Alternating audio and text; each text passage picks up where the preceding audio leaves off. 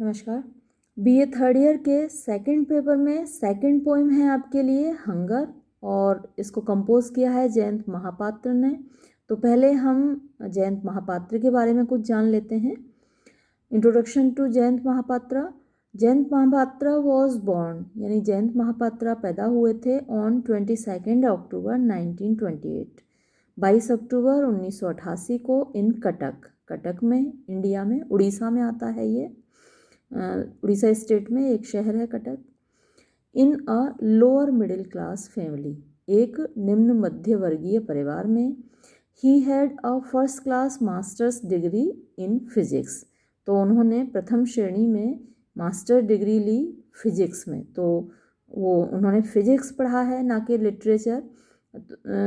भले ही उन्होंने कविताएं लिखी हैं, लेकिन वो फिजिक्स के स्टूडेंट और फिजिक्स के ही टीचर रहे हैं।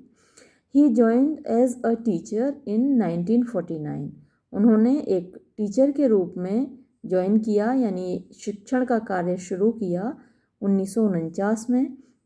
एंड सर्व्ड, और अब सेवाएं दी इन डिफरेंट गवर्नमेंट कॉलेजेस, अलग अलग गवर्नमेंट कॉलेजों में, सरकारी महाविद्यालयों में ऑफ उड़ीसा के। ही रिटायर्ड इन 1986, 1986 में वो रिटायर हो गए।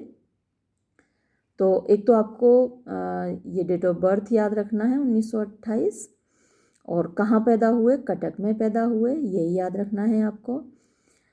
Mohapatra is the author of 18 books of poems, उन्होंने कविताओं की 18 किताबें लिखी हैं। He started writing poetry at the age of 38, उन्होंने पोइट्री लिखना शुरू किया, पोएम्स लिखना शुरू किया 38 की एज में। एंड पब्लिश्ड स्वयंवर एंड अदर पोइम्स इन 1971, और उन्होंने प्रकाशित की, ये कलेक्शन है उनका, स्वयंवर एंड अदर पोइम्स इन 1971, 1971 में। It was followed by the publication of close the sky, और उसके बाद उन्होंने अगली जो कलेक्शन है उनका कविता संग्रह है क्लोज द स्काई। 10x10, ये उनका एक और कविता संग्रह है। A rain of rights, life science and a whiteness of bone, ये उनके पोइट्री कलेक्शंस के नाम हैं।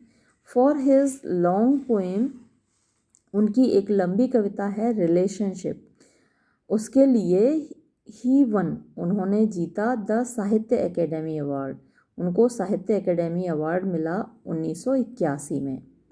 तो उन्हें किस पोएम के लिए, किस पोइट्री कलेक्शन के लिए, या उनकी किस बुक के लिए उनको साहित्य एकेडमी अवार्ड मिला, ये आपको याद रखना है। तो रिलेशनशिप उनकी बुक है, उसके लिए उन्हें साहित्य एकेडमी अवार्ड मिला 1981 में।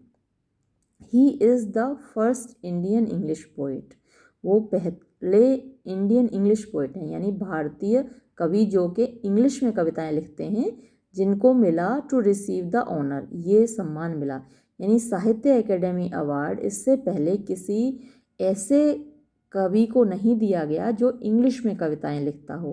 तो सबसे पहले ये अवार्ड जयंत महापात्रा को ही मिला। The green gardener is a collection of his short stories, तो एक और उनका ये ग्रीन गार्डन नाम का उनका शॉर्ट स्टोरी कलेक्शन है। तो उन्होंने शॉर्ट स्टोरीज भी लिखी हैं। Jayant Mahapatra has been publishing, Jayant Mahapatra प्रकाशित कर रहे हैं अ लिटरेरी मैगजीन, एक साहित्यिक मैगजीन जिसका नाम है चंद्रभाग, फ्रॉम कटक, ये कटक से प्रकाशित होती है, और इसके एडिटर जयंत महापात्र हैं। तो ये आपको ज़रूर याद रखना है चंद्रभाग, क्योंकि ये एग्ज़ाम में आया भी था, मल्टीपल चॉइस क्वेश्चंस में ये पूछा गया था कि कौन सी मैगज़ीन को पब्लिश करते हैं जयंत महापात्रा। तो चंद्रभाग आपको याद रखना है, बहुत इम्पोर्टेंट है ये। अभी जो मल्टीपल चॉइस क्वेश्चंस आए थे ना, ये कोरोना पीरियड में ऑब्जेक्टिव टाइप क्वेश्चंस ही तो आए हैं एग्ज़ाम में, तो उसमें ये आया था question. Jayant Mahapatra received SAARC literary award, Jayant Mahapatra को सार्क लिटरेरी अवार्ड मिला फॉर द ईयर 2009, यानी 2009 के लिए ऑन 1 जुलाई 2010 और ये प्रदान किया गया उनको 1 जुलाई 2010 को। जयंत महापात्रा हैज़ गॉट, जयंत महापात्रा को मिला है एलन टेट प्राइज़ इन 2009, 2009 में इनको एलन टेट प्राइज़ भी मिला।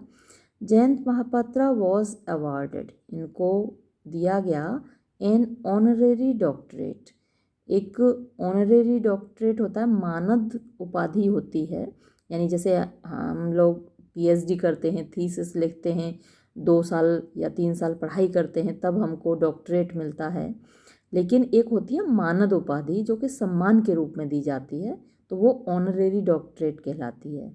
तो उनको मानद उपाधि दी गई डॉक्टरेट की bye Ravenshaw university, Ravenshaw university के द्वारा ऑन 2 मई 2009, 2 मई 2009 को।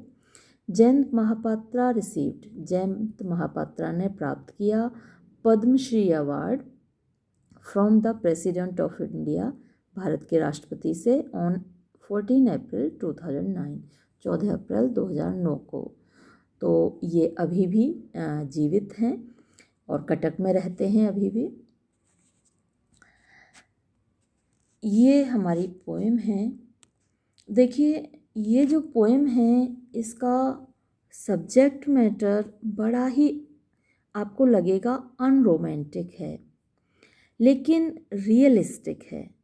हमारे समाज की, इस संसार की कुछ वास्तविकताएं इतनी भयानक होती हैं जिनको हम देखना भी नहीं चाहते, जिनके बारे में हम कभी बात नहीं करना चाहते, जिनको हम सोचना भी नहीं चाहते, और हम एकदम शॉक्ड रह जाते हैं कि क्या ऐसा भी होता है, क्या कोई यथार्थ ऐसा भी हो सकता है।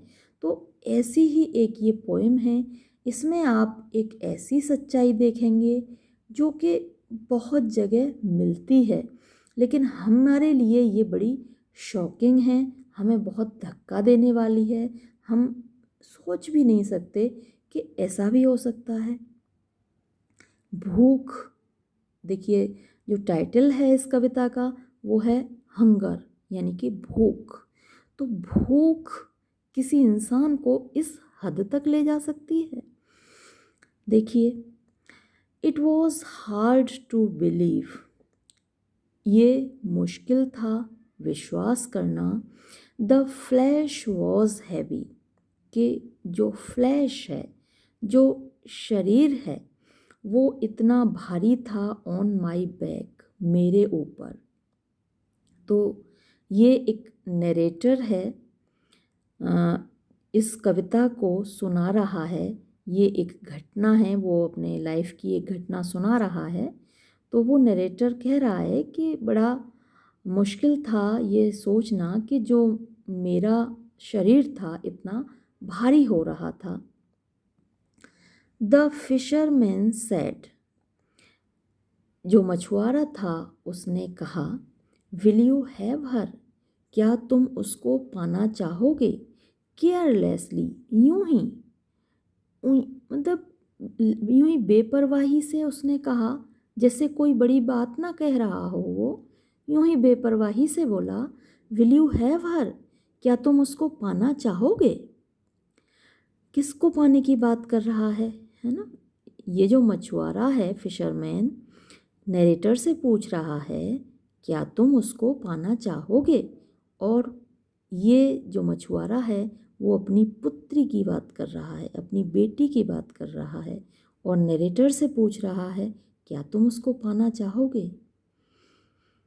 ट्रेलिंग, यानी समेटते हुए, हिज नेट्स, अपने जाल को, मछली पकड़ने का जो जाल है उसको समेटते हुए, एंड हिज नर्व्स, और अपनी नसों को, अपने शरीर की नसों को समेटते हुए, एज दो, मानो के, हिज वर्ड्स, उसके शब्द, सेंक्टिफाइड, पवित्र किए जा रहे हों या पवित्र कर रहे हों, द पर्पस, उस उद्देश्य को, विद विच, जिसके साथ, ही फेस्ड हिमसेल्फ, वो अपना सामना कर रहा था, ही फेस्ड, वो सामना कर रहा था, हिमसेल्फ, अपने आप का।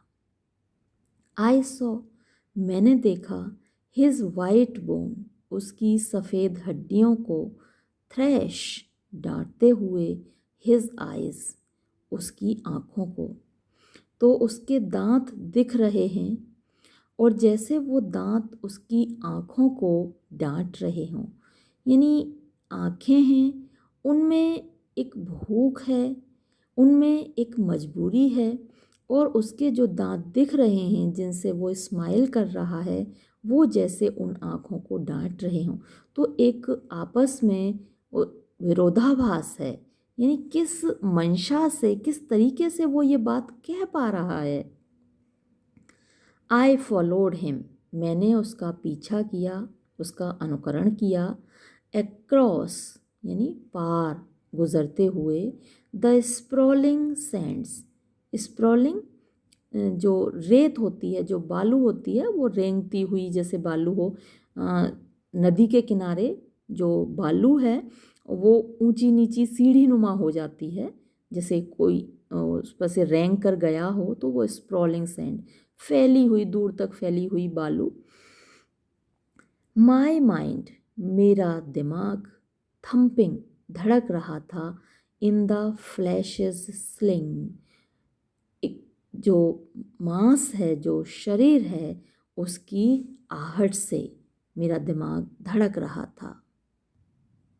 होप ले, होप उम्मीद, ले निहित थी, उम्मीद थी, परहैप्स शायद, इन बर्निंग जला डालने में, द हाउस उस घर को, आई लिव्ड इन जिसमें मैं रहता था, यानी जो मेरी आत्मा है किस में रहती है, शरीर में रहती है, तो उस शरीर को जला डालने में ही उम्मीद थी, क्योंकि जो है सामने वो बर्दाश्त करने लायक तो नहीं है। साइलेंस, शांति ने, ग्रिप्ड, जकड़ लिया, माई स्लीव्स, मेरी बाहों को।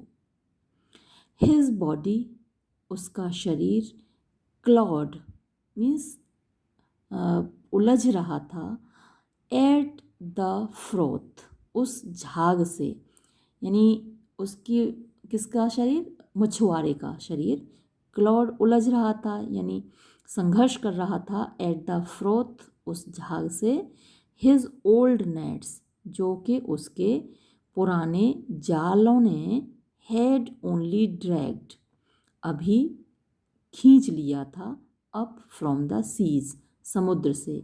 तो वो समुद्र से जाल खींच रहा है मछुआरा, और उस जाल के साथ उसने झाग भी खींच लिया है। In the flickering, flickering means टिमटिमाते हुए, डार्क अंधेरे में, टिमटिमाते हुए अंधेरे में, हिज उसकी, लीन टू, लीन माने झुकना, लीन टू झुकने ही वाली, जैसे गिरने ही वाली हो, हिज लीन टू यानी उसकी गिरने ही वाली झोंपड़ी, ओपन्ड खुली, लाइक अ वूंड, एक घाव की तरह। तो उसकी झोंपड़ी जब उसने खोली तो वो ऐसे खुली जैसे कि कोई एक घाव खुल गया हो। तो ये देखिए एक इमेज है, कोई घाव कैसे खुलता है, वैसे उसकी झोंपड़ी खुली। द विंड वॉज आई, और मैं क्या था, एक हवा का झोंका था। उसकी झोंपड़ी का दरवाज़ा ऐसे खुला जैसे एक घाव खुला हो, और मैं ऐसे घुसा उसमें जैसे कि हवा का एक झोंका घुसा हो। And the days and nights before, और दिन और रात मेरे सामने थे, यानी वो जो झोंपड़ी थी वो जैसे कुछ दिन और रातों की कहानी सुना रही थी। And the days and nights before, तो दिन और रात मेरे सामने थे, वो एक कहानी थी, जो उसकी झोंपड़ी थी वो अपने आप में कुछ दिन और कुछ रातों की कहानी थी। पाम फ्रॉन्ड्स, पाम ताड़ के, फ्रॉन्ड्स पत्ते, स्क्रैच्ड उन्होंने खरोंच दिया, माई स्किन मेरी त्वचा को। तो जो झोंपड़ी है इस मछुआरे की, उसमें जो छप्पड़ है, उसकी जो छत है, या उसमें लगे हुए हैं ताड़ के पत्ते, ताड़ के पत्तों की बनी हुई झोंपड़ी है, और उन ताड़ के पत्तों ने उसकी त्वचा को खरोंच दिया। इनसाइड द शैक, इनसाइड अंदर, द शैक उस झोंपड़ी के, उस छप्पड़ के, एन ऑयल लैम्प एक तेल का दीपक, स्प्लेड द आर्स, स्प्लेड लंबा खींच रहा था, दिखा रहा था, बयां कर रहा था, द आर्स घंटों को, बंच्ड टू दोज वॉल्स, बंच्ड जो कि मिले हुए थे, टू दोज वॉल्स उन दीवारों से, यानी घंटों की, दिनों की कहानी उस वो दीवारें कह रही थीं, और वो ऑयल लैम्प, वो जो तेल का एक दिया जल रहा था, वो उन घंटों को उस दीवार से मिला रहा था। यानी जो दिया जल रहा है तो उसमें से धुआं उठता है, धुआं उठता है तो दीवारों पर एक निशान बन जाता है काला काला, तो वो जैसे उन दीवारों को मिला रहा था। ओवर एंड ओवर, ऊपर और ऊपर, द स्टिकी, स्टिकी मीन्स चिपकने वाला, सूट कारौंच होती है, दिया जलता है तो वो कारौंच जम जाती है और वो स्टिकी होती है, चिपकती है। क्रॉस्ड उसने पार किया, द स्पेस मीन्स अंतरिक्ष या जो जगह है, ऑफ माई माइंड मेरे दिमाग की, यानी मेरे दिमाग में से होकर वो निकल गया धुआं उस दिए का।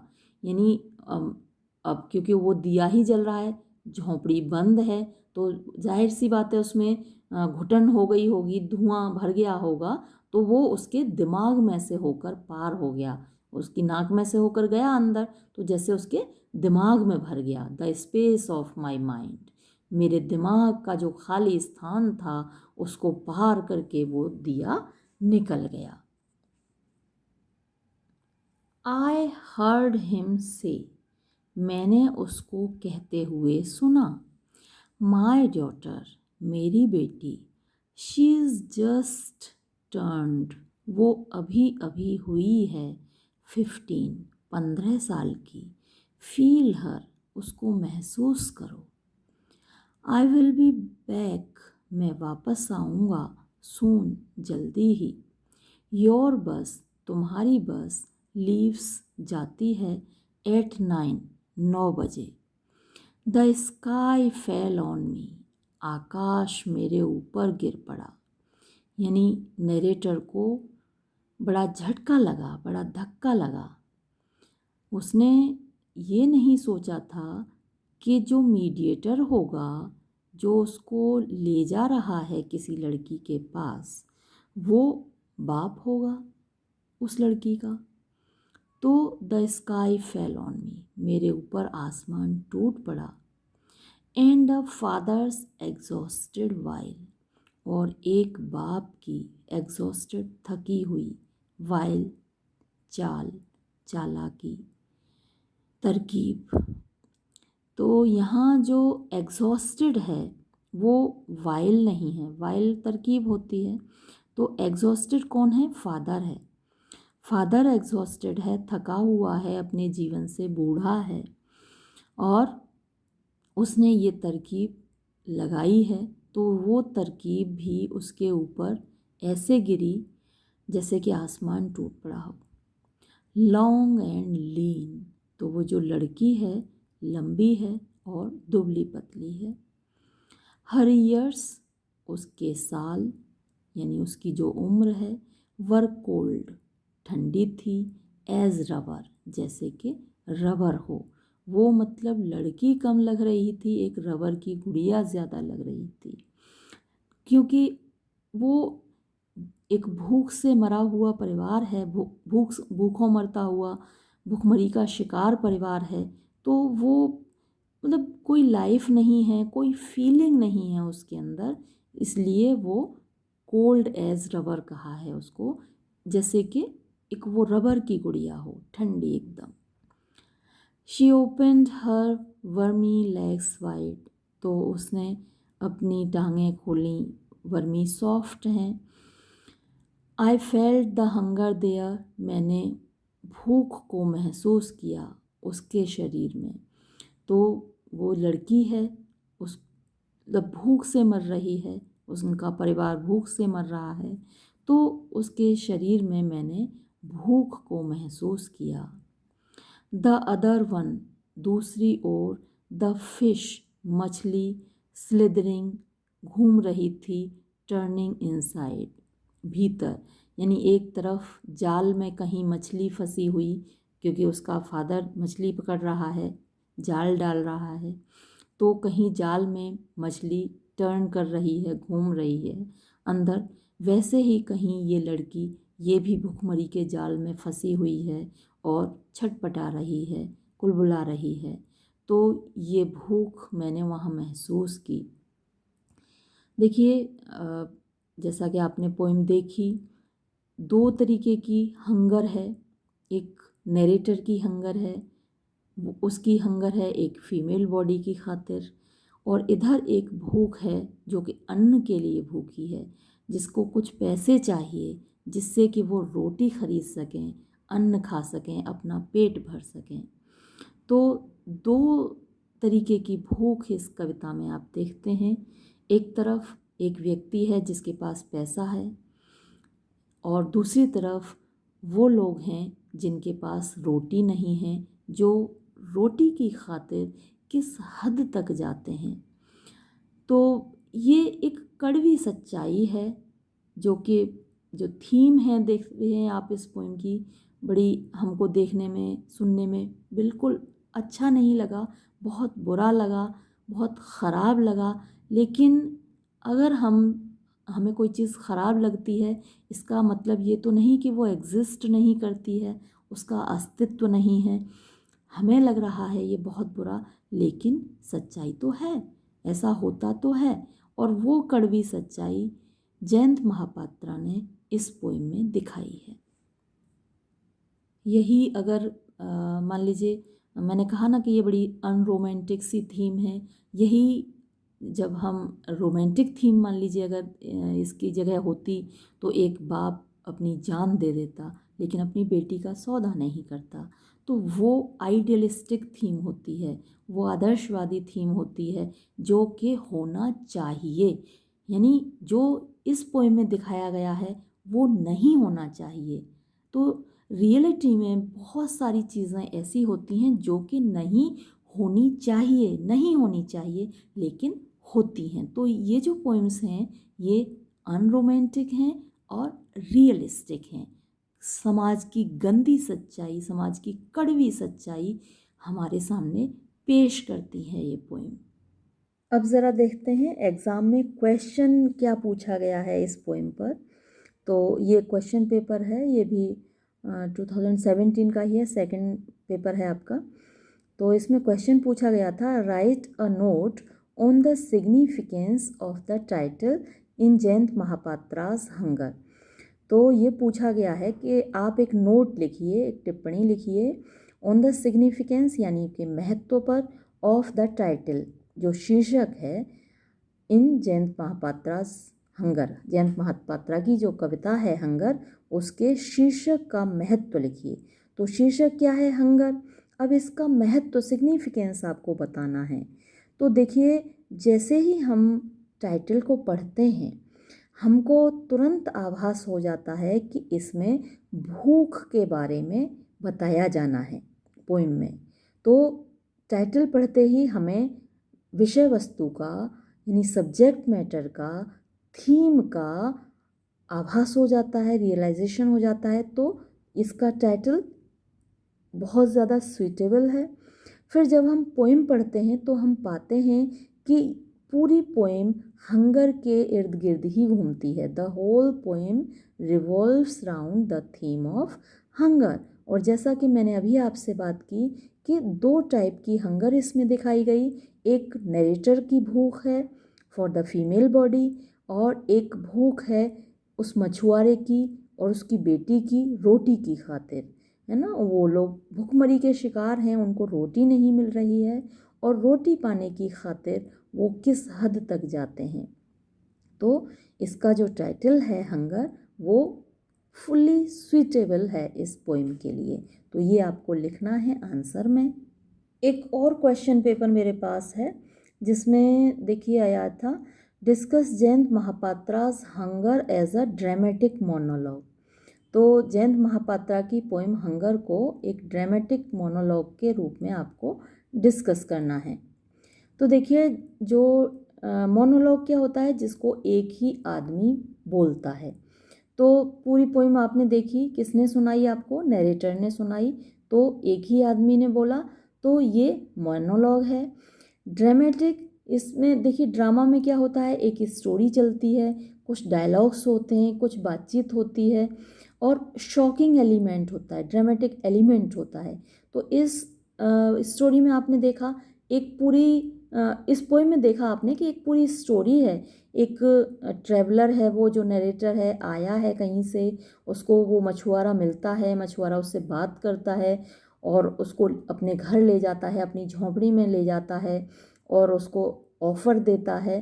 तो एक पूरी कहानी है जो कि ये पोएम सुनाती है, एक पूरा ड्रामा है। और ये सारी चीज़ें देखकर जो नरेटर है उसको शौक लगता है। तो ये एलिमेंट तो ड्रामा में पाए जाते हैं जहाँ शॉकिंग इंसिडेंट्स होती हैं। तो ये जो पोएम है हंगर, ये एक कंप्लीट, एक परफेक्ट ड्रामेटिक मोनोलॉग है। तो ये आप इसके आंसर में लिखेंगे। एक और क्वेश्चन है, एक ये अलग एक और क्वेश्चन पेपर है मेरे पास। तो यहाँ पर ये क्वेश्चन पूछा गया है, account for Jayanta Mahapatra's use of symbols in the poem hunger. तो इसमें आपको बताना है जयंत महापात्रा ने किस तरीके से सिम्बल्स का यूज़ किया है इस पोएम हंगर में। तो सिम्बल्स आप कैसे छांटेंगे, देखिए चल के फिर से पोएम को देखते हैं। देखिए पहली ही लाइन में देखिए, यहाँ जो फ्लैश है ना, फ्लैश मांस को बोलते हैं। हमारी जो बॉडी है वो मांस से बनी हुई है, हड्डियाँ हैं और मांस है। तो फ्लैश अपने आप में सिंबल है भूख का यहाँ पर इस पोएम में। वैसे तो बहुत सारी चीज़ें सिंबलाइज कर सकता है, लेकिन यहाँ इस पोएम में वो भूख का सिंबल है। देखिए फ्लैश है हमारी बॉडी में, तभी तक हमारी भूख है। तो जैसे ही हमारा फ्लैश जल जाता है या फिर दफन हो के ख़त्म हो जाता है, भूख भी ख़त्म हो जाती है। तो जब तक हम जिंदा हैं, हमारी बॉडी में फ्लैश है, मांस है, तब तक सारी भूख है, चाहे वो इन दोनों में से कोई भी भूख हो जो इसमें दिखाई गई है, इस पोएम में दिखाई गई हैं। तो ये एक सिंबल है यहाँ पर भूख का। फिर हम देखते हैं कि ये फिशरमैन है, तो ये फिशरमैन स्ट्रगल कर रहा है। तो इसको भी आप सिंबल मान सकते हैं कि जो पूरी ह्यूमैनिटी है, पूरी मानवता है, वो एक संघर्ष से गुजर रही है। ये जो भूख फिशरमैन की दिखाई गई है, सिर्फ भारत की नहीं है। आप पूरे अफ्रीका महाद्वीप को देखिए, वहाँ हर और भूखमरी फैली है। कोई, वैसे तो यूरोप बहुत समृद्ध है, लेकिन क्या वहाँ पर भूख नहीं होगी? वहाँ पर क्या भूखे लोग नहीं होते? क्या भिखारी नहीं होते? तो ये एक सिंबल है पूरी जो मानवता है उसमें फैली हुई भूख का, संघर्ष का।